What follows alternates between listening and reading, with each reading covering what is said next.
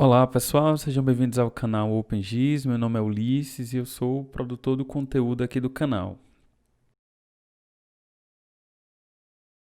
Aqui no QGIS eu tenho a minha área que eu escolhi para estudar, certo? Não é a área que o autor escolheu, essa área é aqui no Ceará, mas eu vou utilizar os mesmos critérios que o autor utilizou na tese dele. Então eu preparei um mapa de solo, preparei um mapa de uso e cobertura, peguei um modelo digital de elevação da área e fiz o levantamento das moradias na área.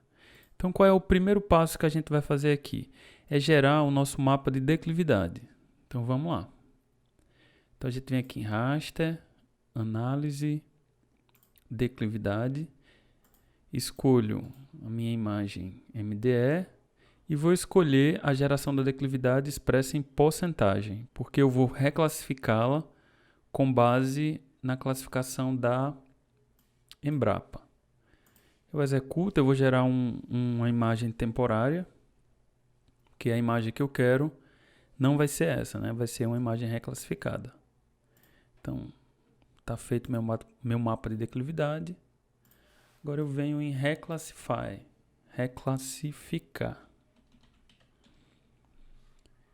Vou reclassificar por tabela.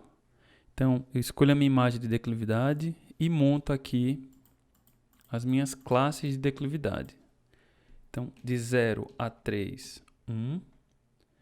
De 3 a 8, 2. De 8 a 20, 3. De 20 a 45, 4. De 45 a 75, 5. E de 75 para frente, 6. Então, essas informações aqui estão em percentual. Os intervalos dos meus limites eu vou botar maior ou igual que o mínimo e menor que o máximo. E vou executar. E aí eu tenho o meu mapa reclassificado, variando de 1 a 6. Agora eu preciso normalizar esse dado para que ele fique um dado equivalente à variação de 0 a 1. O próximo passo aqui é fazer a normalização do nosso dado. Como é que a gente faz aqui? A gente vem em raster, calculadora raster. Como é que eu vou montar aqui esse procedimento de maneira que o meu raster que varia de 1 a 6 passe a variar de 0 a 1? Eu escolho aqui o meu raster reclassificado, menos o menor valor, o meu raster menos o menor valor, dividido pelo maior valor menos o menor valor. Então, o que é que eu estou fazendo? Eu estou normalizando o meu dado de maneira linear. Então, ele cresce linearmente do menor para o maior. Vou salvar aqui o meu dado como ft declividade e dou OK. Então, o meu dado ele passa a variar de 0 a 1 e ele mantém as mesmas características do meu dado anterior, mesma resolução, mesma quantidade, mesma dimensão, só que a estatística do meu dado ela vai variar. Só para mostrar aqui, ó, a estatística muda, mas as dimensões, tamanho de pixel se mantém. Então, o meu fator de declividade já foi criado. Então, eu excluo aqui essas imagens. Vou criar um grupo aqui, chamado fatores. E vou jogar a minha declividade para cá. Agora, vamos tratar os dados de moradias. Eu vou excluir aqui o meu MDE também, que eu não preciso mais dele. Os meus pontos, né? Os meus pontos eu vou gerar um mapa de calor. Então eu venho aqui, mapa de calor. Escolho meu pontos moradias. Eu vou utilizar 5 km como raio de busca para o meu kernel. Vou gerar uma imagem com resolução de 12.5, porque a declividade está nessa resolução espacial. Deixo os demais dados padrão. Você pode usar o Epanechnikov, o triangular, a triponderada e o quártico. Eles não vão mudar muito entre si o aspecto visual do seu arquivo, mas o uniforme ele vai deixar o seu dado bem estranho. Então a minha recomendação é que você não use o uniforme, você pode usar qualquer um desses outros 4 aqui. Eu vou manter aqui o kernel quártico. E de mais dados eu mantenho o padrão. Então vamos executar.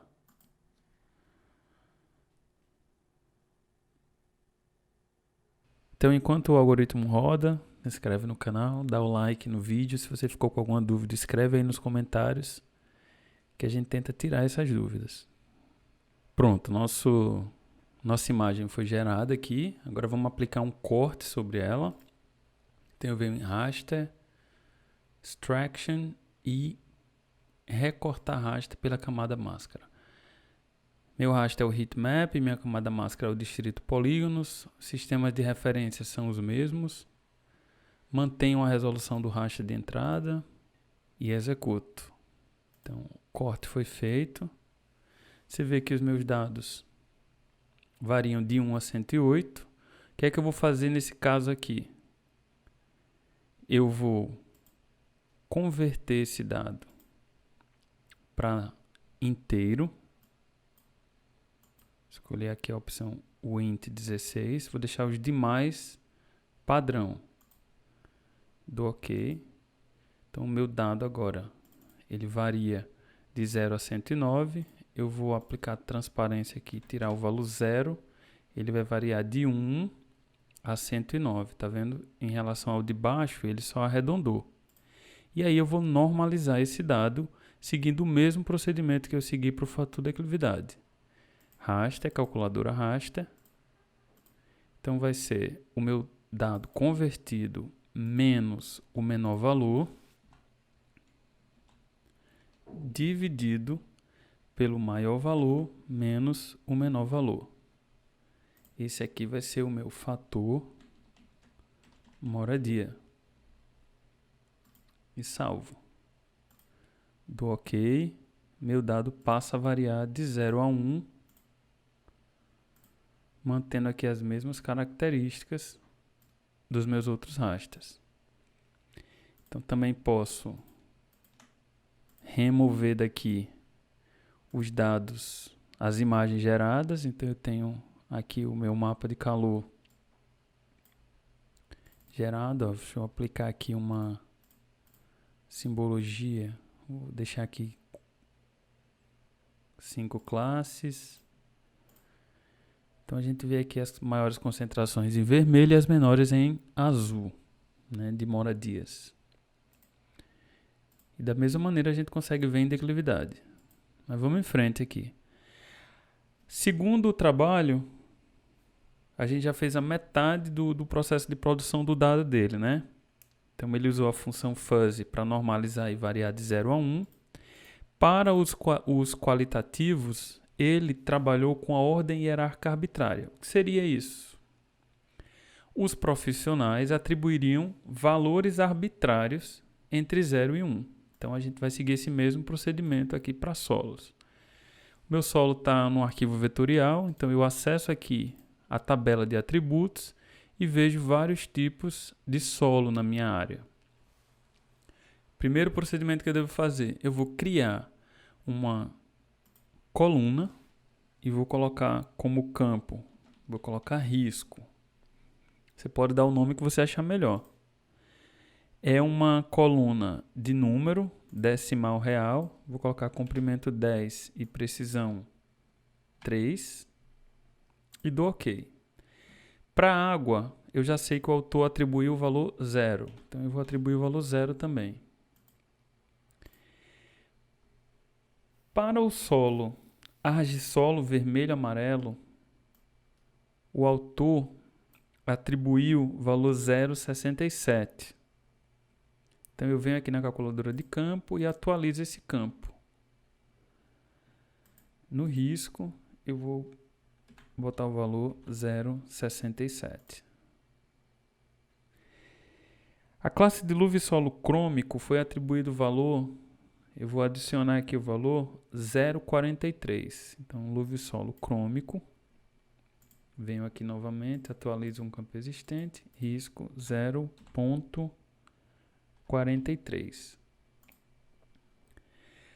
Os neossolos flúvicos na área recebem valor 1, né? São solos bastante vulneráveis. Valor 1. Os neossolos litólicos na área recebem valores de 0,57. Então você, como especialista, pode dar outros valores, né? Fica a seu critério. Esse critério de ponderação ele é arbitrário. Quanto mais conhecimento você tiver naquilo que você está analisando, melhor vai ser sua capacidade de opinar sobre um peso dado aquele critério, aquele fator em função de algum objetivo. No nosso caso aqui, o objetivo seria o risco à degradação. O planossolo áplico também tem valor 1 atribuído a ele. Então, eu vou atribuir aqui valor 1. Então, concluímos aqui a criação da coluna de riscos para os solos. Agora vamos para os tipos de uso. Mesmo procedimento. A gente cria uma coluna chamada risco. Número decimal real, eu vou colocar 10 e 3. Então, para a formação florestal, o valor atribuído foi 0,12. Para a formação savânica, 0,25. Para a formação campestre, 0,37. Eu destaco aqui que tem classes de solo e de uso que não tem na área do autor. Então, eu estou atribuindo outros pesos. Então, pode ser que se você for consultar a tese do autor, não tenha essa tipologia. Mas isso não quer dizer que está errado, né? A gente está trabalhando a metodologia. Para pastagem, foi atribuído o valor 0,85. Mosaico de agricultura e pastagem, também 0,85. Infraestrutura urbana, 0,49. Solo exposto, 0,75. Afloramento rochoso, 1. Mineração, 1. E água, 0. Então, a gente salva aqui, criou a coluna de risco. Próximo passo aqui é criar as nossas imagens. Então, a gente vai rasterizar esse dado. Então, dado de solo aqui, raster, conversão de vetor para raster. Escolha aqui a camada de entrada solos, campo a usar risco, unidade de tamanho de saída, unidades georreferenciados, vou atribuir a resolução igual aos demais dados, 12.5. A minha extensão de saída, eu vou utilizar de declividade, ficar a mesma extensão do dado já criado. E aí eu crio aqui o meu fator solos. Lembrando que eu não vou precisar submeter ele a uma normalização, porque ele já foi criado normalizado. Então, fator solo e executo. Então, ele vai variar de 0,43 a 1, que foram os valores que foram atribuídos ao dado no processo de construção. Então, eu trago para cá o meu fator solo. Lembrando que a água não vai estar presente nele, ele vai estar atribuído o valor 0. Agora vamos para o uso e cobertura, mesmo processo. Conversão, vetor para raster, uso e cobertura na camada de entrada, campo a usar para o valor é o risco, unidade do tamanho de saída, unidades georreferenciados, resolução 12,5, extensão de saída. Vou escolher também declividade e vou salvar o arquivo como ft uso. e executo, o meu mapa gerado também vai variar de 0 a 1. Trago aqui. Então a gente criou os nossos fatores aqui e a gente vai trabalhar com esses fatores criados, esses 4 fatores conforme tem lá na tese. Se você ficou com alguma dúvida, escreve aí nos comentários alguma sugestão, alguma modificação. Fique à vontade para comentar aí embaixo.